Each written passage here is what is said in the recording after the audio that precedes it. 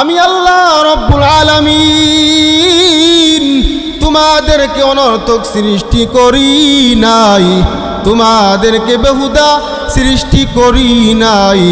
আমি আল্লাহ রব্বুল আলামিন তোমাদেরকে সৃষ্টি করেছি কেবলমাত্র আমি আল্লাহ তাআলার ইবাদত করার জন্য সৃষ্টি করেছি। আল্লাহ তাআলা বলেন, আফাহাসিবতুম আন্নামা খলাকনাকুম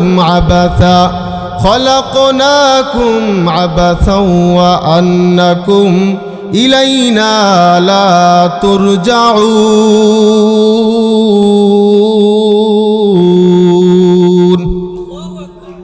আল্লাহ রাব্বুল আলামিন বলেন, গো বান্দা, তোমরা কি মনে করো, তোমরা কি ধারণা করো আমি আল্লাহ রব্বুল আলামিন তোমাদেরকে নিষ্প্রয়োজনে সৃষ্টি করেছি, তোমাদেরকে বেহুদা সৃষ্টি করেছি? ও বান্দা, তোমরা কি এইটা মনে করো? না বান্দা, না।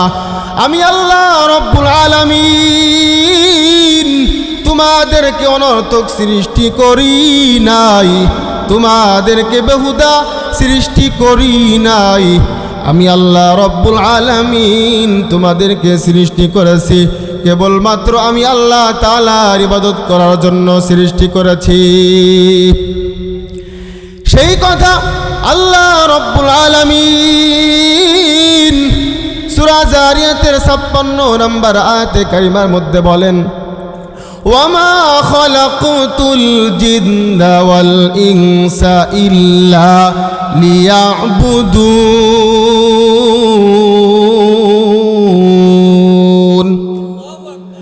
আমি আল্লাহ রব্বুল আলামিন তোমাদেরকে সৃষ্টি করেছি কেবলমাত্র আমি আল্লাহ রব্বুল আলামিনের ইবাদতের জন্য, আমি আল্লাহ রব্বুল আলামিনের দাসত্ব করার জন্য, গোলামি করার জন্য সৃষ্টি করেছি।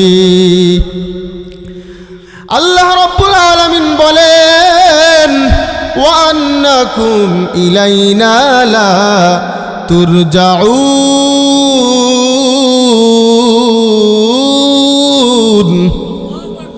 তোমরা কি বান্দা এটা মনে করো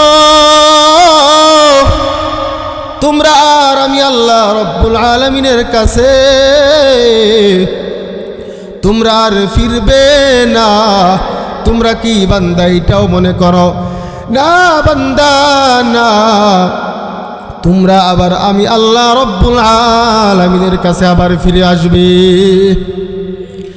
আল্লাহ রব্বুল আলামিন সূরা বাকারার মধ্যে বলেন, ওয়াত্তাকু ইয়াওমান তুরজাউনা ফীহি ইলাল্লাহ।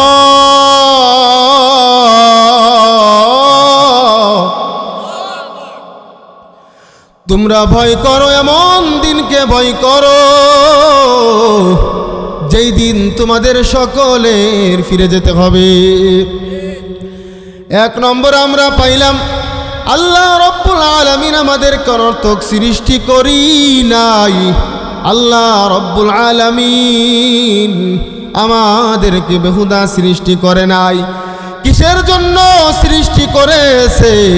আল্লাহ রব্বুল আলামিনের দাসত্ব করার জন্য, গোলামি করার জন্য সৃষ্টি করেছেন, ঠিক কিনা? আল্লাহ রব্বুল আলামিন আবার বলেন, তোমরা কি এইটাও মনে করো তোমরা আর আমি আল্লাহ রব্বুল আলামিনের কাছে তোমরা আর ফিরবে না? তোমরা কি এইটাও মনে করো? আমার আল্লাহ বলেন, না বান্দা, না। তোমরা ভয় করো, এমন দিনকে ভয় করো যেই দিন তোমাদের সকলের ফিরে যেতে হবে।